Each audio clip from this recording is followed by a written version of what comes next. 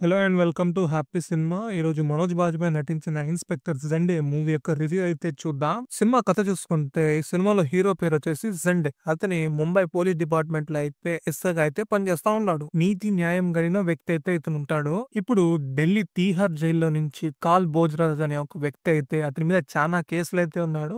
అతనైతే ఇప్పుడు అక్కడి నుంచి తప్పించుకుంటాడు. ఇప్పుడు అలా తప్పించుకొచ్చిన కాల్ అయితే ప్రస్తుతానికి ముంబైలోనే ఎక్కడో ఉన్నాడు. 4, 5 రోజుల నుంచి ఇక్కడే తిరుగుతున్నారని పోలీస్ డిపార్ట్మెంట్‌కి అయితే ఒక ఇన్ఫర్మేషన్ అయితే వస్తుంది. సో, ఇప్పుడు ఈ కేస్ అయితే మన జిండేకైతే వస్తది. ఆయన ఎలాగైనా ఆ ఒక కాల్‌ని అయితే పట్టుకోవాలని తన సుపీరియర్ అయితే ఆయనకైతే ఆర్డర్ అయితే వేస్తాడు. ఇప్పుడు మన జెండే ఈ యొక్క కాల్‌ని పట్టుకున్నాడా లేదా అనేది ఓవరాల్‌గా మొత్తం ఈ సినిమా యొక్క కథ.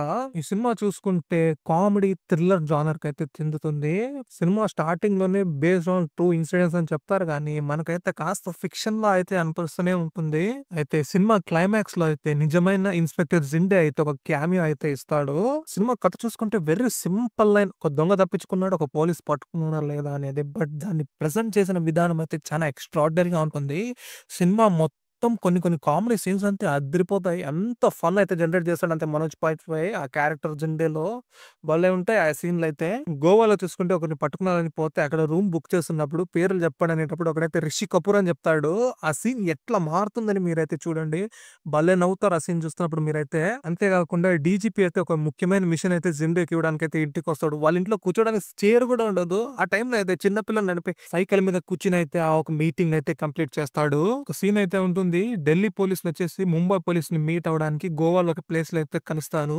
అక్కడ జరిగే మూవ్‌మెంట్స్ అయితే చాలా ఫన్నీగా రాసుకున్నారు. ఆ డైలాగ్స్ అయితే చాలా పర్ఫెక్ట్‌గా అయితే మనోజ్ బాజ్‌పేయి చెప్తాడు. చాలా సూపర్‌గా ఉంటుంది కామెడీ సీన్ అయితే అక్కడ. ఇలా కొన్ని కొన్ని సీన్స్ అయితే చాలా సూపర్‌గా చేశారు ఈ సినిమాలో అయితే. టెక్నికల్‌గా ఈ సినిమాకి ఏమి కావాలో అన్నీ స్ట్రాంగ్ గానే ఉండింది. మెయిన్ లీడ్‌గా చూసుకుంటే ఇద్దరే ఇద్దరుంటారు. ఒకరు చూసుకుంటే మనోజ్ బాజ్‌పేయి, ఇంకొక కాల్‌గా అయితే మన 'కుబేరా'లో నటించిన జిమ్ సార్బ్ అయితే నటించాడు. ఆ క్యారెక్టర్‌కి ఏం కావాలో వాళ్ళిద్దరు నీట్‌గా కామెడీని అయితే భలే పండించారు. ఓవరాల్‌గా చూసుకుంటే ఇదొక మంచి కామెడీ థ్రిల్లర్ మూవీ. దీంట్లో పెద్దగా ఒక సస్పెన్స్ గాని, ట్విస్ట్ గాని ఏదో ఒకటి ఉండదు. ఖచ్చితంగా మనకైతే టైమ్ పాస్ అయితే అయితుంది. జాలీగా చూడొచ్చు ఈ మూవీ. ఫ్యామిలీతో చూడొచ్చు. ఎటువంటి అడల్ట్ కంటెంట్ అయితే లేదు. దాంతో పాటు మనకైతే తెలుగు డబ్బింగ్‌లో నెట్‌ఫ్లిక్స్‌లో అయితే స్ట్రీమ్ అవుతా ఉంది. అందరూ ఖచ్చితంగా చూడండి. సినిమా మొత్తం నవ్వులతోనే నిండి ఉంటది. నాకైతే బాగా నచ్చింది. నేనైతే పెద్ద ఎక్స్‌పెక్టేషన్‌తో అయితే చూడలేదు కాబట్టి నాకైతే చాలా సాటిస్ఫై అయింది. మీరు కూడా ట్రై చేయండి. మీకు నచ్చిందని అనుకుంటాను. ఇవాల్టికైతే ఇది. ఒకవేళ నా కంటెంట్ మీకు నచ్చితే ఈ వీడియోనైతే లైక్ చేయండి. మరిన్ని మూవీ రివ్యూస్ కోసం ఛానెల్‌కి సబ్స్క్రైబ్ చేసుకొని ఈ వీడియోనైతే షేర్ చేయండి.